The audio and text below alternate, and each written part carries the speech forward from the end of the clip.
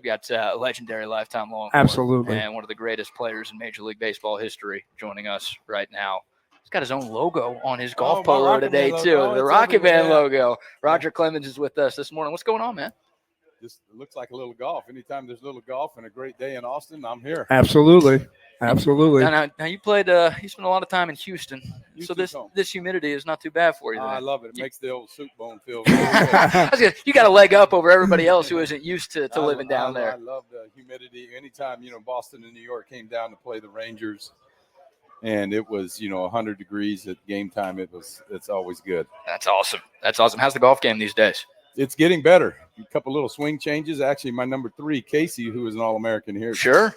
He was with the Blue Jays for 7 years, and he's going the golf route now. So no kidding. He's a lefty. Really? Throws right, bats left, golf left. So he's trying to qualify for the U.S. Mid-Ams. So he didn't get that kind of opportunity when he was with the Red Sox because the weather was. You didn't get to play too many golf events there in New England. We had to wait till about May, and then then we could start sneaking our clubs on the team playing here or there. So I love being able to play golf. I love it. I got so many buddies that most of my guys are on the Champions Tour now, but Billy Andre introduced me to the game. Mm-hmm. Deb got my first set of clubs like in '86. So I love golf. It's just it's a great way to meet people and get outdoor. The same thing, like I said, when I was on the road all those years. I hated being in the hotel room. I like to get up, get my distance running in, and then try and go get 9 holes somewhere if I could, and then get to the stadium. Now, being a great athlete, Roger, are you self-taught golfer, or did you go the route of taking some lessons? People always say, well, if you were natural, you were natural at it. And I always say, dude, if you can get a chance for somebody to give you lessons to help you with that. Lessons can't fix my swing. You know what I'm saying? I mean, have you ever taken any or no, there's days where my swing looks like a blender with the lid off of it, But no, I really enjoyed it. I had one lesson way back with Butch Harmon when he was in Houston training Tiger.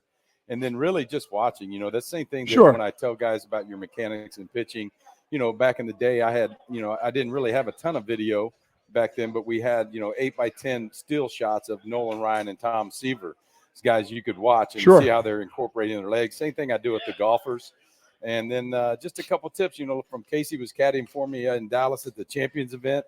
Excuse me. And so it's I love it because any day's a new day out there. And like I said, I've met a lot of cool guys on the golf course. That's for sure. That's awesome. So we've got a lot of people commenting and texting in, asking for your thoughts on the Astros right now. Yeah, they'll get going. I mean, we're spoiled in Houston the last 7 years. Sure. You get spoiled. It was, jumping around. When I was retired and came out of retirement to pitching home, it was a blessing. Pitching at 45 years old, I had to make sure my legs are still under me. And we flipped the town that 3 years. It was fun coming home to play with Baggy and Bidge, go to the World Series, Lance and Berkman, the Killer Bees. And we had a great pitching staff. Pitching with Pet and Roy O was a dream come true, and get to the World Series and all that. Right now, like I've always said, I think once they get going and you get down to late August, September, it's all about pitching. You got to pitch it and you got to catch it. You can't give guys 4 outs and things like that. So that's what I look for them to do. Who knows if they're going to. By the way, winners win. They just kind of win. Yeah, they usually find a way. And again, it's going to come down to the arms, and it's just a little different now because some of the guys, only going 5 innings. They're throwing a boatload of pitches through 5 innings. Yeah, so they're going to have to alter that quality start. When I was out there, 7 innings, 2 runs or less was quality starts. Now it's going to be 5 innings. I don't know if you're going to see any 300-game winners anymore. Right. I was going to ask you about that, right? Because baseball has changed in so many different ways, but it feels like the starting pitching position has changed more than anything else. What are your thoughts as a guy who used to go deep into games like it was nothing? I mean, now seeing guys, it's like they hit 80, 90 pitches, and you've got managers taking them out. You've got guys getting removed from no-hitters nowadays. I mean, what's your thoughts on just the way that part of the game has changed? Yeah, good question. I mean, it's when we were out there in the 7th inning, you were laboring a little bit. Your pitching coaches keep an eye on you, and they come out. We tuck the ball in their armpit, and that pitching coach, you walk out there and say, what the heck? Who do you think you are? A few different words, but what the heck are you doing out here? Get your butt back in the dugout. I'm going to finish. So you just try and eat outs then when you get that late in the game. And, if I had a closer, not that I didn't have some great closers, but I had the best in Mariano Rivera in New York. If I'd had him for 10 more years, I'd have won 500 games. But, I start eating outs, and you get that much closer to your best, the best closer in the game, where he only has to get 2 outs, maybe 3 outs. So I love the pitch clock. I love the speed of the game. I called 95% of my game from the mound with my looks and my eyes to the catcher. So, I didn't have a problem with that. It was easy. I think it was easier for the minor league guys that came up because they implemented the pitch clock on them early. Sure. So they got used to it. I thought it took a little bit longer for even some of the veteran pitchers to get used to and not become a thrower. You hear in your ear, fastball away, and you just wind up and throw it. You're not thinking about how you're going to, break this guy down the second or third or fourth time through the lineup. Now, do they think they will, you think as games have changed, whether it's football, basketball, even baseball, the number of games, these Monday starts for guys, will they start to take away some of the games and help out the pitching? Possibly. They'll claim they're doing it for the game. Yeah. The owners would say, no, get them out there, let them pitch. Okay, sorry about that arm, but whatever. Yeah. But they do have to help the pitching out too. If they're going to do the clock and everything else, and they're going to speed up the game, people want it, but there's got to be ways that they can help the pitching out too. Well, many games. I got a saying, and they actually put it in the pitching lab here at Texas in the facilities. My only day off was the day I pitch, and I think the guys got to get back to that. I see a lot of guys throwing bullpens, and then they go inside and ride a bike for 8 minutes.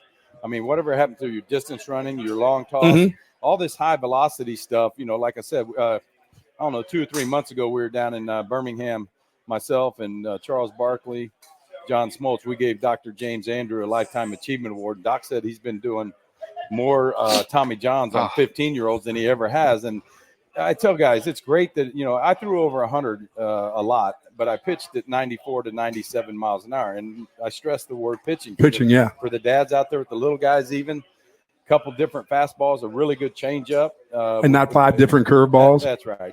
Just wait a little bit. And, hey, pitching's like buying a house. Location. Right? You got to locate, and the velocity's great. You got to have some movement. My youngest one, Cody, who was here, had a wonderful year, number of years here with the Phillies. Same thing. Guys in the big league can put wood on a bullet. It doesn't matter how hard you throw. If you start catching the middle of the plate, you're going to get hurt. You more nervous when you were on the mound, or more nervous when your sons are playing baseball? It was easy. Everybody asked me.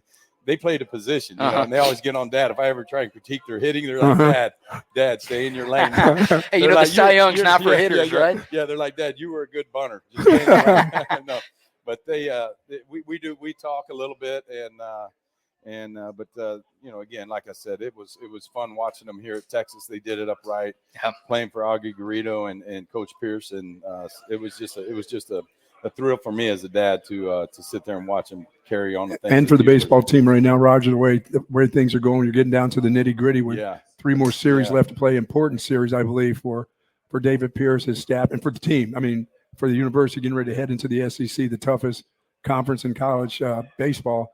There's a expectation that's just there for Coach Pierce. We love him. We love him. I love him as a guy. He's special. Yeah, there's expectations all the time. Like I said, when I was here, it was we don't rebuild, we reload. Right. And we did with Coach Gus. I loved it. Again, my boys played for Augie. He had some, these coaches are great teachers of the game, but they're better teachers of the game of life too, a little bit. Sure. And for Texas to go anywhere deep, their arms are going to have to get going. Yes. Yeah. That's what Texas baseball is all about, pitching and defense. Well, who are you playing with today? I'm playing with this national singer, Mr. Jim West. There we go. And he's really our celebrity in our group. I don't know how he is. Well, he's doing it right. We've had you in the sun. He's been smart enough to sit in the shade for the last 5 minutes. I'm in the 3rd inning right now. There you go.